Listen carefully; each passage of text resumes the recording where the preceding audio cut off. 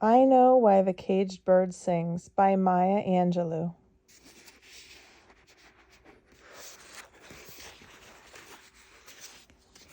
We are now on chapter 23, which is page 165. The children in Stamps trembled visibly with anticipation. Some adults were excited too, but to be certain,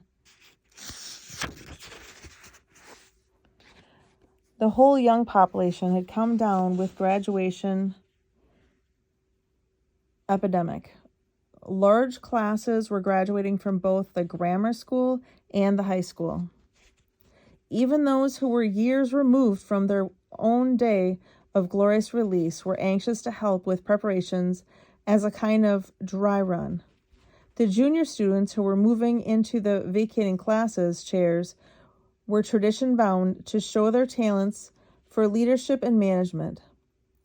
They strutted through the school and around the campus, exerting pressure on the lower grades. Their authority was so new that occasionally, if they pressed a little too hard, it had to be overlooked. After all, next term was coming, and it never hurt a 6th grader to have a play sister in the 8th grade, or a 10th year student to be able to call a 12th grader Bubba. So all was endured in a spirit of shared understanding. But the graduating class themselves were the nobility. Like travelers with exotic destinations on their minds, the graduates were remarkably forgetful. They came to school without their books, or tablets, or even pencils. Volunteers fell over themselves to secure replacements for the missing equipment. When accepted, the willing workers might or might not be thanked, and it was of no importance to the pre-graduation rites.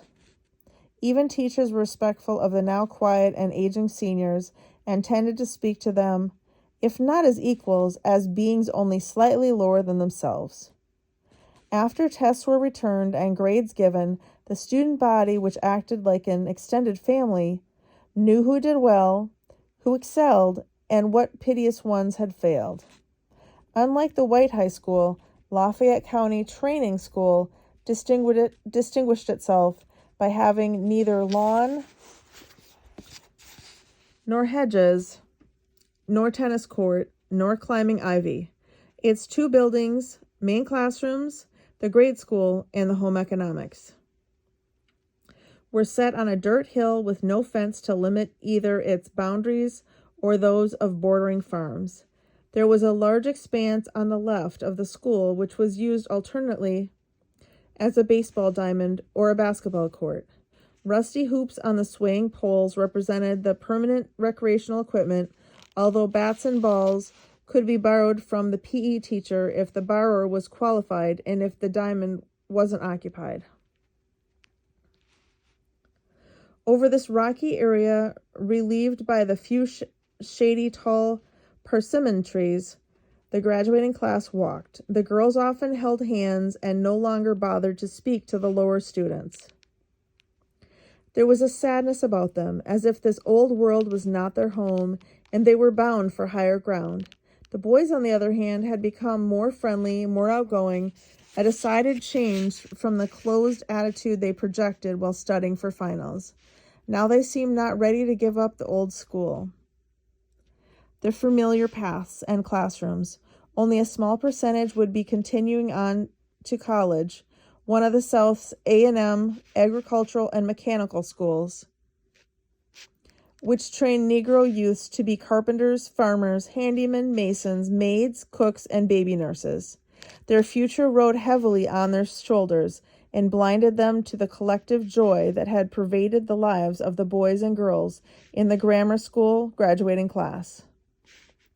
Parents who could afford it had ordered new shoes and ready-made clothes for themselves from Sears and Roebuck or Montgomery Ward.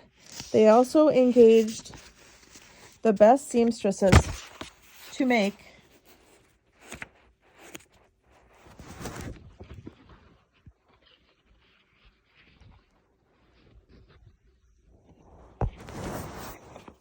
the floating graduating dresses and to cut down secondhand pants which would be pressed to a military slickness for the important event. Oh, it was important, all right. White folks would attend the ceremony, and 2 or 3 would speak of God and home and the Southern way of life.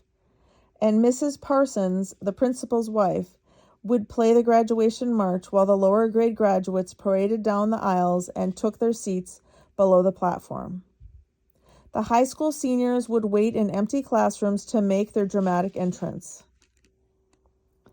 In the store, I was the person of the moment, the birthday girl, the center. Bailey had graduated the year before, although to do so he had to forfeit all pleasures to make up for his time lost in Baton Rouge.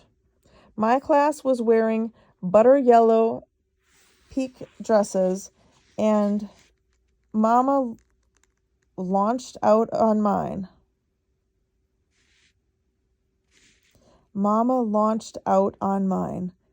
She smocked the yoke into tiny crisscrossing puckers, then sheared the rest of the bodice. Her dark fingers ducked in and out of the lemony cloth as she embroidered raised daisies around the hem.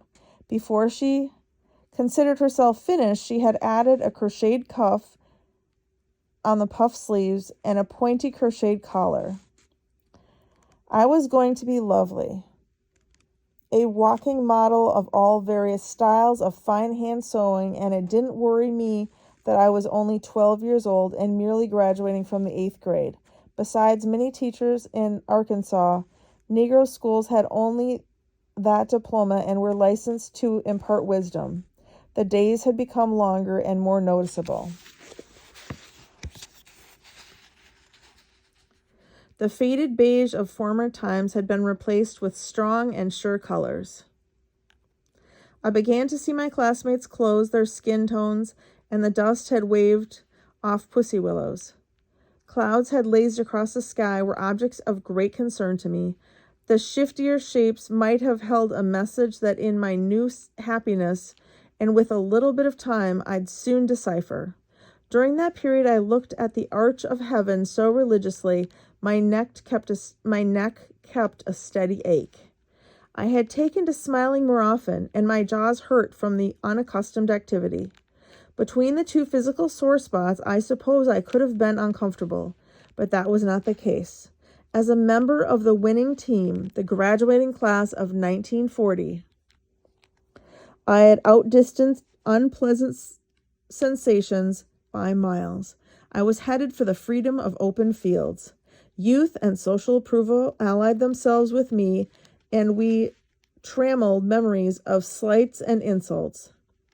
The wind of our swift passage remodeled by features, lost tears were pounded to mud and then to dust. Years of withdrawal were brushed aside and left behind as hanging ropes of parasitic moss. My work alone had awarded me a top place, and I was going to be one of the first called in the graduating ceremonies. On the classroom blackboard, as well as on the bulletin board in the auditorium, there were blue stars and white stars and red stars. No absences, no tardiness, and my academic work was among the best of the year. I could say the preamble to the Constitution even faster than Bailey. We timed ourselves often. We, the people of the United States, in order to form a more perfect union, I had memorized the presidents of the United States from Washington to Roosevelt in chronological as well as alphabetical order. My hair pleased me too. Gradually the black mass had lengthened and thickened, so that it kept at last to its braided pattern, and I didn't have to yank my scalp off when I tried to comb it. Louise and I had rehearsed the exercises until we tired out ourselves. Henry Reed was class valedictorian. He was a small, very black boy with hooded eyes, a long, broad nose, and an oddly shaped head. I had admired him for years because each term he and I vied for the best grades in our class. Most often he bested me, but instead of being disappointed, I was pleased that we shared top places between us. Like many Southern black children, he lived with his grandmother, who was as strict as Mama and as kind as she knew how to be. He was courteous, respectful, and soft-spoken to elders. But on the playground, he chose to play the roughest games. I admired him. Anyone, I reckon, sufficiently afraid or sufficiently dull could be polite. But to be able to operate at a top level with both adults and children was admirable. His valedictory speech was entitled, "To Be or Not to Be."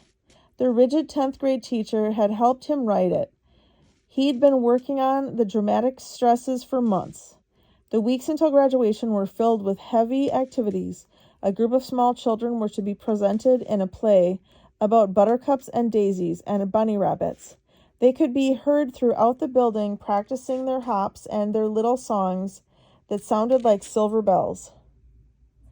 The older girls, non-graduates of course, were assigned the task of making refreshments for the night's festivities.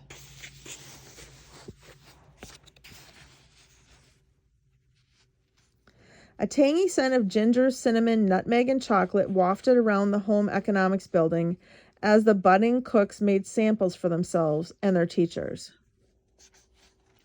In every corner of the workshop, axes and saws split fresh timber as the woodshop boys made sets and stage scenery. Only the graduates were left out of the general bustle. We were free to sit in the library at the back of the building or look in quite naturally, on the measures being taken for our event. Even the minister preached on graduation the Sunday before. His subject was, "Let your light so shine that men will see your good works and praise your Father, who is in heaven." Although the sermon was purported to be addressed to us, he used the occasion to speak to backsliders, gamblers, and general ne'er-do-wells. But since he had called our names at the beginning of the service, we were mollified. Among Negroes, the tradition was to give presents to children going only from one grade to another. How much more important was it when the person was graduating at the top of the class?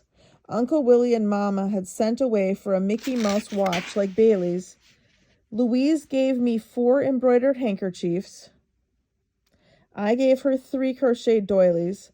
Mrs. Sneed, the minister's wife, made me an underskirt to wear for graduation, and nearly every customer gave me a nickel or maybe even a dime with the instruction, "Keep on moving to higher ground," or some such encouragement. Amazingly, the great day finally dawned, and I was out of bed before I knew it. I threw open the back door to see it more clearly, but Mama said, "Sister, come away from that door and put your robe on." I hope the memory of that morning would never leave me. Sunlight was itself still young, and the day had none of the insistence maturity would bring it in a few hours. In my robe and barefoot in the backyard, under cover of going to see about my new beans, I gave myself up to the gentle warmth and thanked God that no matter what evil I had done in my life, He had allowed me to live to see this day. Somewhere in my fatalism, I had expected to die accidentally and never have the chance to walk up the stairs in the auditorium and gracefully receive my hard-earned diploma. Out of God's merciful bosom, I had won reprieve. Bailey came out of his robe and gave me a box wrapped in Christmas paper. He said he had saved his money for months to pay for it. It felt like a box of chocolates, but I knew Bailey wouldn't save money to buy candy when we had all we could want under our noses. He was as proud of the gift as I. It was a soft leather-bound copy of a collection of poems by Edgar Allan Poe, or as Bailey and I called him, Eep. I turned to Annabelle Lee, and we walked up and down the garden rows, the cool dirt between our toes, reciting the beautifully sad lines. Mama made a Sunday breakfast, although it was only Friday. After we finished the blessing, I opened my eyes to find the watch on my plate. It was a dream of a day. Everything went smoothly, and to my credit, I didn't have to be reminded or scolded for anything. Near evening, I was too jittery to attend to chores, so Bailey volunteered to do all before his bath. Days before, we had made a sign for the store, and as we turned out the lights, Mama hung the cardboard over the doorknob. It read clearly, "Closed, graduation." My dress fitted perfectly, and everyone said that I looked like a sunbeam in it. On the hill going toward the school, Bailey walked behind with Uncle Willie, who muttered, "Go on, Jew." He wanted him to walk ahead with us because it embarrassed him to have to walk so slowly. Bailey said he'd let the ladies walk together and the men would bring up the rear. We all laughed nicely. Little children dashed by out of the dark like fireflies. Their crepe paper dresses and butterfly wings were not made for running, and we heard more than one rip dryly, and the regretful "uh-oh" that followed. The school blazed with gaiety. The windows seemed cold and unfriendly. From the lower hill, a sense of ill-fated timing crept over me, and if Mama hadn't reached for my hand, I would have drifted back to Bailey and Uncle Willie, and possibly beyond. She made a few slow jokes about my feet getting cold and tugged me along to the now strange building. Around the front steps, assurance came back. There were my fellow greats, the graduating class, hair brushed back, legs oiled, new dresses and pressed pleats, fresh pocket handkerchiefs and little handbags, all home sewn. Oh, we were up to snuff, all right. I joined my comrades and didn't even see my family go in to find seats in the crowded auditorium. The school band struck up a march and all classes filed in as had been rehearsed. We stood in front of our seats as assigned, and on a signal from the choir director, we sat. No sooner had this been accomplished than the band started to play the national anthem. We rose again and sang the song, after which we recited the Pledge of Allegiance. We remained standing for a brief minute before the choir director and the principal signaled to us, rather desperately, I thought, to take our seats. The command was so unusual that our carefully rehearsed and smooth-running machine was thrown off. For a full minute we fumbled for our chairs and bumped into each other awkwardly. Habits change or solidify under pressure, so in our state of nervous tension, we had been ready to follow our usual assembly pattern, the American national anthem. When the Pledge of Allegiance, then the song every black person I knew called the Negro National Anthem, all done in the same key, with the same passion, and most often standing on the same foot. Finding my seat at last, I was overcome with presentiment of worse things to come.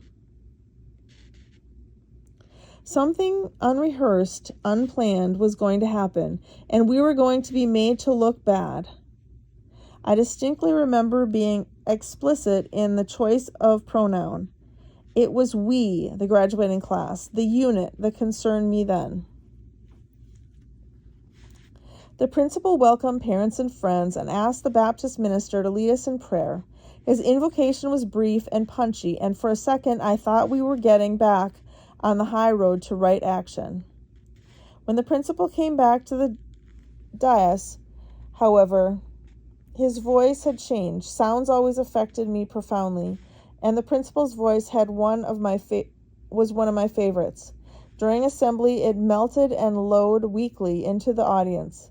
It had not been in my plan to listen to him, but my curiosity was piqued, and I straightened up to give him my attention. He was talking about Booker T. Washington, our late great leader, who said we can be as close as the fingers on the hand, etc. Then he said a few vague things about friendship and the friendship of kindly people to those less fortunate than themselves.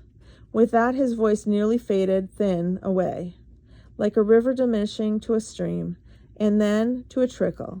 But he cleared his throat and said, "Our speaker tonight, who is also our friend, came from Texarkana to deliver the commencement address.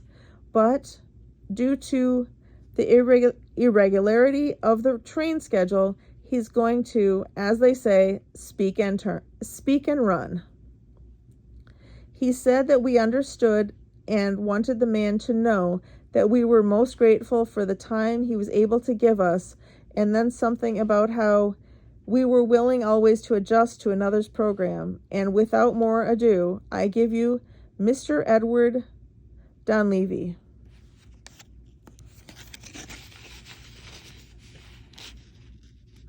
Not one, but two white men came through the door off stage. The shorter one walked to the speaker's platform, and the tall one moved over to the corner seat and sat down. But that was our principal's seat, and already occupied. The dislodged gentleman bounced around for a long breath or two before the Baptist minister gave him his chair. Then, with more dignity than the situation deserved, the minister walked off the stage. Donlevy looked at the audience once. On reflection, I'm sure that he wanted only to reassure himself that we were really there, adjusted his glasses, and began to read from a sheaf of papers. He was glad to be here and to see the work going on, just as it was in the other schools. At first, amen from the audience. I willed the offender to immediate death by choking on the word. But amens and yes sirs began to fall around the room like rain through the ragged umbrella. He told us of the wonderful changes we children in Stamps had in store. The central school, naturally the white school was central, had already been granted improvements that would be in use in the fall. A well-known artist was coming from Little Rock to teach art to them.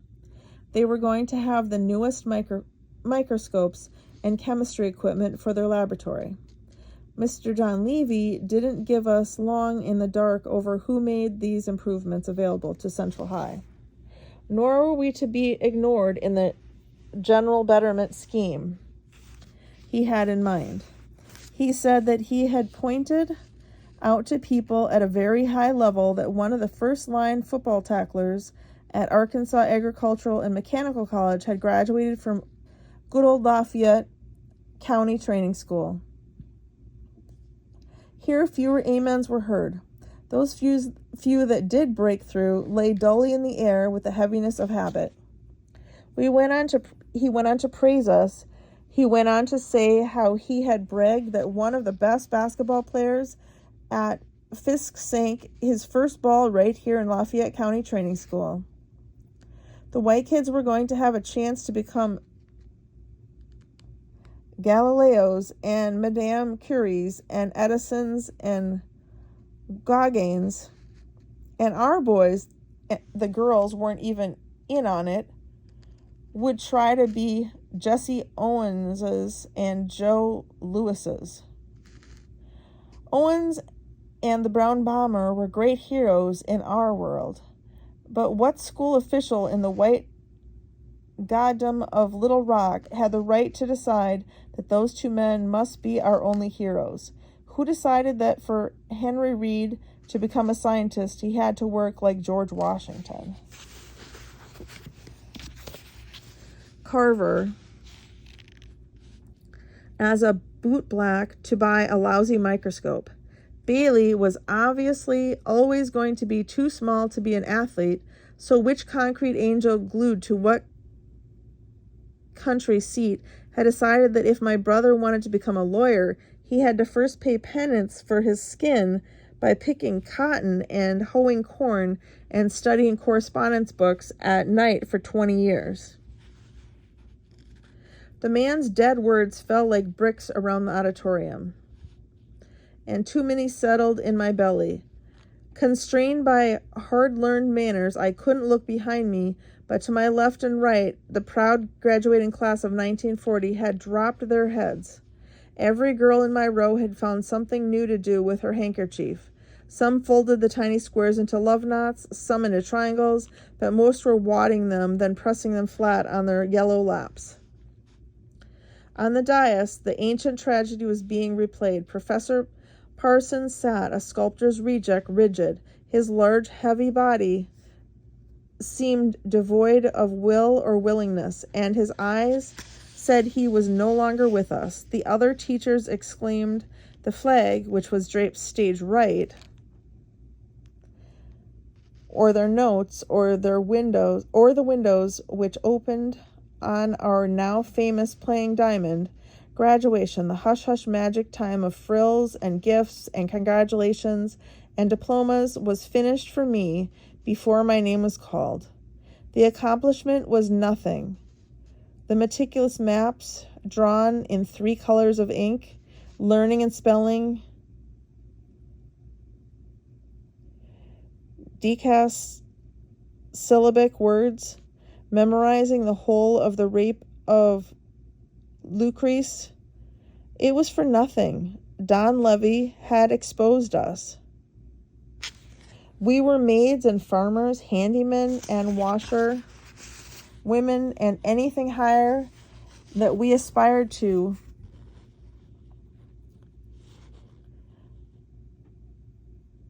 was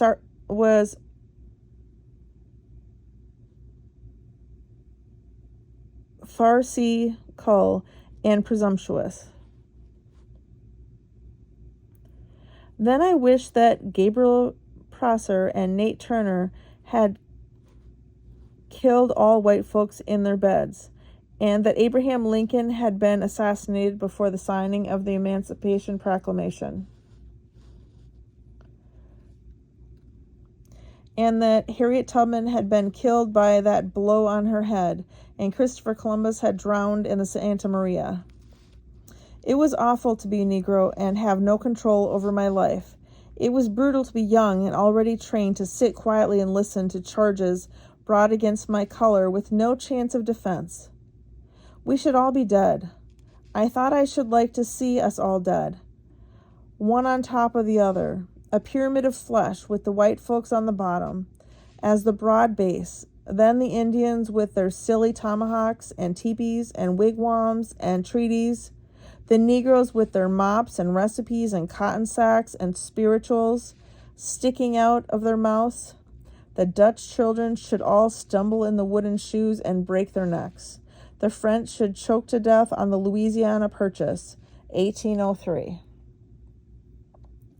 While silkworms ate all the Chinese with their stupid pigtails, as a species we were all abomination, all of us.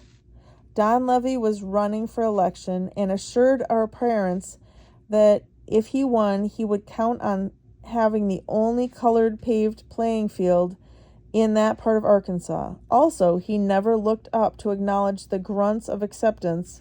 Also, we were bound to get some new equipment for the home economics building and the workshop. He finished, and since there was no need to give any more than the most perfunctory thank yous, he nodded to the men on the stage, and the tall white man, who was never introduced, joined him at the door. They left with the attitude that now they were off to something really important. The graduation ceremonies at Lafayette County Training School had been a mere preliminary. The ugliness they left was palpable. An uninvited guest who wouldn't leave. The choir was summoned and sang a modern arrangement of Onward Christian Soldiers with new words pertaining to graduates seeking their place in the world. But it didn't work. Eloise, the daughter of the Baptist minister, recited Invictus, and I could have cried at the impertinence of I am the master of my fate. I am the captain of my soul. My name had lost its ring of familiarity, and I had to be nudged to go and receive my diploma. All my preparations had fled. I neither marched up on the stage like a conquering Amazon, nor did I look in the audience for Bailey's nod of approval. Marguerite Johnson. I heard the name again. My honors were read. There were noises in the audience of appreciation, and I took my place on the stage as rehearsed. I thought about colors I hated: ecru, puce, lavender, beige, and black. There was shuffling and rustling around me. Then Henry Reed was giving his valedictory address. To be or not to be. Hadn't he heard the white folks? We couldn't be, so the question was a waste of time. Henry's voice came out clear and strong. I feared to look at him. Hadn't he got the message? There was no nobler in the mind for Negroes because the world didn't think we had minds, and they let us know it. Outrageous fortune? Now that was a joke. When the ceremony was over, I had to tell Henry Reed some things. That is, if I still cared. Not rub, Henry, erase. Ah, there's the erase. Us. Henry had been a good student in elocution. His voice rose on tides of promise and fell on waves of warnings. The English teacher had helped him to create a sermon winging through Hamlet's soliloquy. To be a man, a doer, a builder, a leader, or to be a tool, an unfunny joke, a crusher of funky toadstools. I marveled that Henry could go through with the speech as if we had a choice. I had been listening and silently rebuting each sentence with my eyes closed. Then there was a hush, which in an audience warns that something unplanned was happening. I looked up and saw Henry Reed, the conservative, the proper, the A student, turn his back to the audience and turn to us, the proud graduating class of 1940, and sing, nearly speaking, lift airy voice and sing, till earth and heaven ring, ring with the harmonies of liberty. It was the poem written by James Weldon Johnson. It was the music composed by J. Rosamond Johnson. It was the Negro National Anthem. Out of habit, we were singing it. Our mothers and fathers stood in the dark hall and joined the hymn of encouragement. A kindergarten teacher led the small children onto the stage, and the buttercups and daisies and bunny rabbits marked time and tried to follow.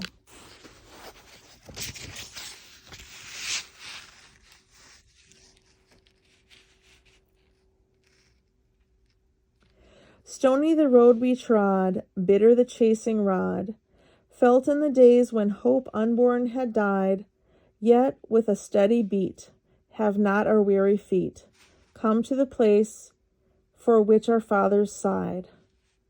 Every child I knew had learned that song with his ABCs, and along with Jesus Loves Me, this I know, but I personally had never heard it before.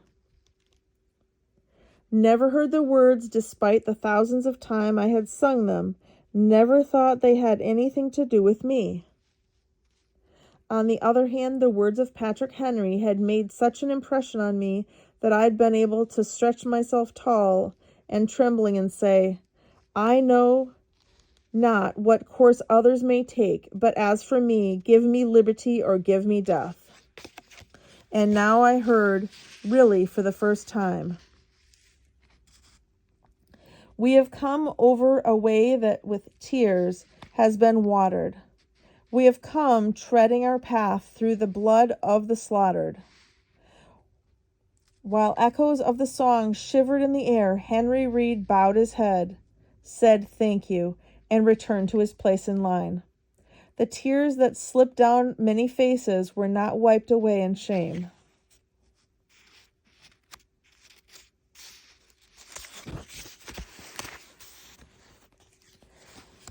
We were on top again. As always again. We survived. The depths that had been icy and dark, but now a bright sun spoke to our souls. I was no longer simply a member of the proud graduating class of 1940. I was a proud member of the wonderful, beautiful Negro race. O Black known and unknown poets, how often have your auction pains sustained us? Who will compute the lonely nights made less lonely by your songs, or by the empty pots made less tragic by your tales? If we were a people much given to revealing secrets, we might raise monuments and sacrifice to the memories of our poets, but slavery cured us of that weakness. It may be enough, however, to have it said that we survive in exact relationship to the dedication of our poets, include preachers, musicians, and blues singers. And that's the end of chapter 23.